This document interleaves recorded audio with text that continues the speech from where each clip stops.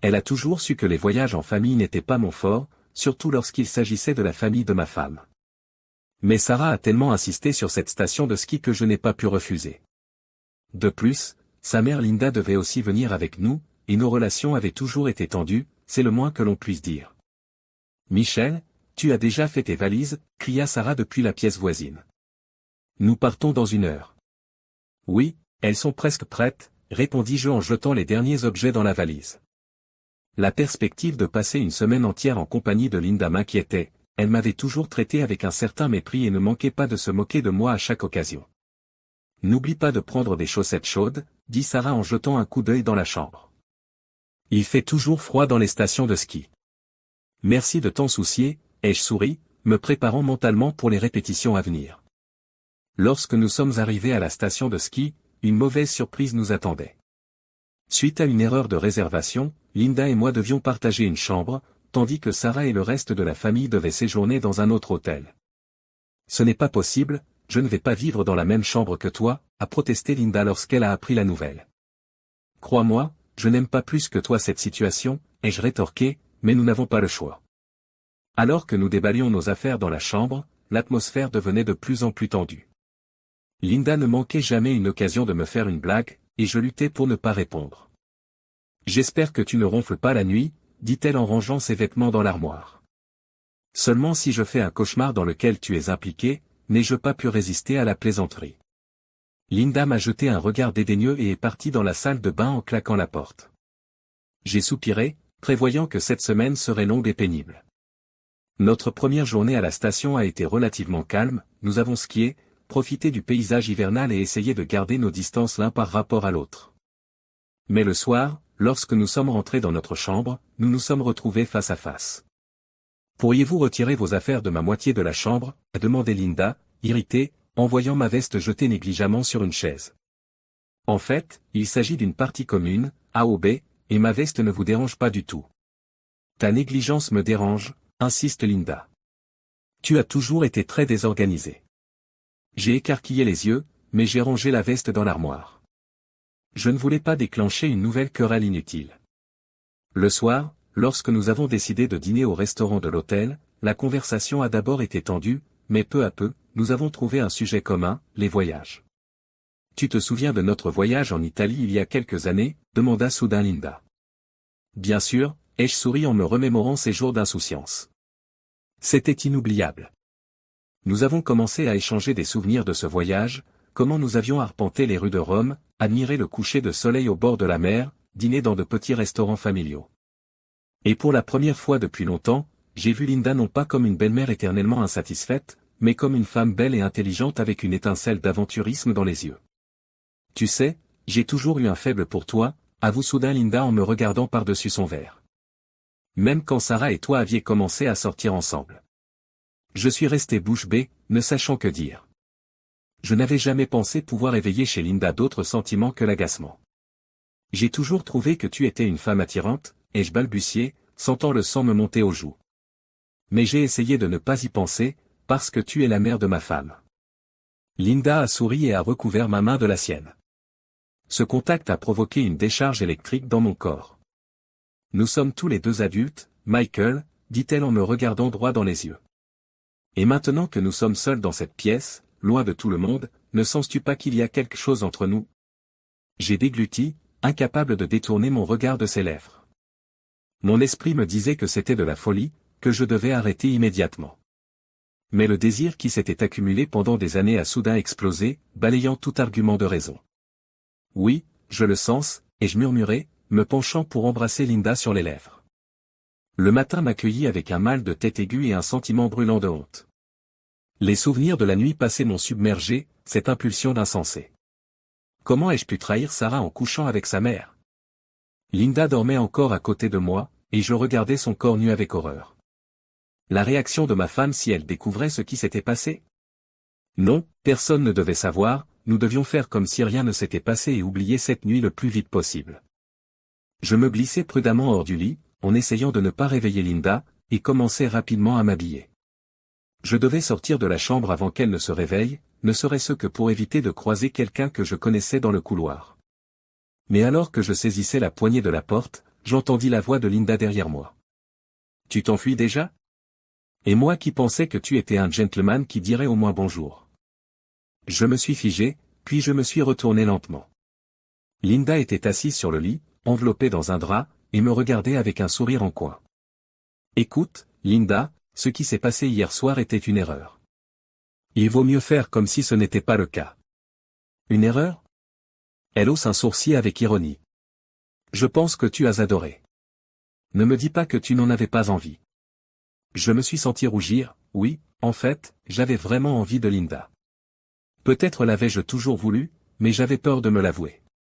C'est mal de toute façon, ai-je murmuré. Tu es la mère de ma femme, et je n'aurais pas dû céder à la tentation. Linda soupira lourdement et rejeta le drap, révélant ses jambes galbées. J'ai eu le souffle coupé à cette vue. Lentement, comme pour me taquiner, elle passa sa main sur son corps, de la courbe de son cou à sa cuisse. Michael, ne fais pas l'enfant pour l'amour de Dieu.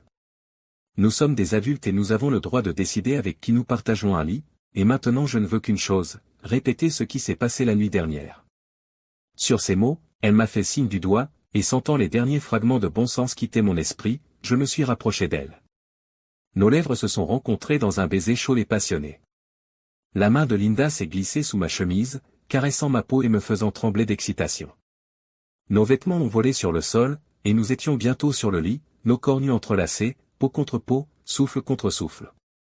Mes mains exploraient chaque courbe du corps de Linda, appréciant sa douceur et sa chaleur.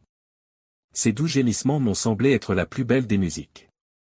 Avec des baisers, j'ai tracé un chemin le long de son corps, taquinant et alimentant le désir. Linda s'est cambrée pour me rejoindre, en laçant ses doigts dans mes cheveux. Ses contacts francs et sensuels me rendaient fou. À un certain moment, la réalité a cessé d'exister, il n'y avait plus que nous deux, perdus dans l'extase. Les vagues de plaisir se succédaient jusqu'à l'apogée, et se confondaient. Un dernier gémissement prolongé, une dernière respiration tremblante, et nous nous sommes retrouvés allongés l'un contre l'autre, en sueur et satisfaits. Nous sommes restés un moment en silence, essayant de reprendre notre souffle et de comprendre ce qui s'était passé. J'ai caressé doucement les cheveux de Linda, savourant sa proximité. À ce moment-là, tout me semblait si juste, mais quelque part dans les méandres de ma conscience, la pensée se formait déjà que ces moments de passion seraient des souvenirs troublants. Notre séjour à la station s'est transformé en une série ininterrompue de regards furtifs, d'effleurements accidentels et de rendez-vous nocturnes au cours desquels Linda et moi, en attendant que tout le monde s'endorme, nous livrions à la passion, au risque d'être pris au dépourvu à tout moment. C'était de la pure folie. Je me rendais compte que je jouais avec le feu, que tôt ou tard, notre relation serait découverte et détruirait ma famille. Mais chaque fois que j'étais proche de Linda, j'oubliais le monde entier. Ses caresses et ses baisers semblaient me priver de ma volonté, me transformant en une marionnette obéissante. Il faut qu'on arrête, lui ai-je dit un soir alors que nous étions couchés dans le lit, respirant encore fort après une nouvelle partie de jambes en l'air. Sarah commence à se douter de quelque chose, et c'est trop risqué. Linda s'est soulevée sur un coude et m'a regardé en souriant dans la pénombre. Ses yeux semblaient presque noirs. Ne sois pas bête, Michael. Nous sommes des adultes et nous avons le droit de faire ce que nous voulons. D'ailleurs, tu n'aimes pas ce qui se passe entre nous? Elle passa un doigt sur ma poitrine, et je frissonnais de plaisir. Bien sûr que j'aimais ça, mais je ne pouvais pas laisser la passion l'emporter sur la raison. Ce n'est pas la question, objectai-je. Ce n'est pas correct. C'est la mère de ma femme, et ce que nous faisons est une trahison envers Sarah. Linda s'est brusquement détachée et s'est assise sur le lit, serrant ses genoux. Son visage se durcit. Tu l'as finalement choisi, hein, malgré ce qui se passe entre nous? Elle soupire. Comment lui expliquer qu'il ne s'agissait pas de choisir entre elle et Sarah? J'aimais ma femme et je ne voulais pas la blesser, mais en même temps, je ne pouvais pas résister à l'attirance folle que je ressentais pour Linda. Je ne choisis personne, ai-je dit avec lassitude. Nous devons juste arrêter cela avant qu'il ne soit trop tard, avant de tout gâcher. Linda est restée silencieuse, le regard perdu. Soudain, elle s'est tournée vers moi et a dit avec amertume. Très bien, c'est bien alors. Pour toi, tout ce qui s'est passé entre nous n'était qu'une erreur, une faiblesse passagère. Très bien. Fais ce que tu veux, mais sache-le, je ne ferai pas comme si rien ne s'était passé. Si Sarah me le demande directement, je lui dirai la vérité. À ces mots, j'ai ressenti un frisson intérieur. Je ne pouvais pas laisser Sarah découvrir ma relation avec Linda, cela lui briserait le cœur et détruirait notre famille. Linda, s'il te plaît, ne fais pas ça, ai-je commencé à implorer, mais elle était déjà sortie du lit et commençait à s'habiller. Ne fais pas quoi? Ne pas être honnête avec ma fille? Je suis désolé, Michael, mais je ne peux pas faire ça. J'ai gardé le silence sur mes sentiments pendant trop longtemps, et regarde où cela m'a mené. Non, maintenant prépare-toi à faire face aux conséquences. Sur ces mots, elle ouvrit brusquement la porte et quitta la pièce, me laissant dans la confusion la plus totale. Que devais-je faire maintenant? Comment éviter la catastrophe qui se produirait inévitablement lorsque Sarah découvrirait la vérité? Je me suis serré la tête, me sentant comme aspiré dans un tourbillon dont il n'y avait pas d'issue. Le voyage de retour fut un cauchemar. Pendant tout le trajet, j'étais agité, me demandant si Linda avait déjà tout dit à Sarah. À en juger par le fait que ma femme se comportait comme d'habitude, mon secret n'avait pas encore été découvert, mais combien de temps cela allait-il durer? Les jours qui suivirent furent pour moi une véritable torture. Je sursautais à chaque appel téléphonique et à chaque coup frappé à la porte, m'attendant à voir le visage furieux de Sarah et à entendre ses demandes d'explication. Mais les jours passaient et rien ne se passait point apparemment, Linda avait décidé de garder notre relation secrète pour le moment. Cependant, alors que je commençais à respirer un peu mieux, le destin m'apporta un nouveau coup. Un soir, Sarah m'a demandé de lui parler sérieusement et m'a annoncé qu'elle était enceinte. Cette nouvelle, qui aurait dû me remplir de joie, m'a plongé dans un désespoir encore plus grand. Un bébé.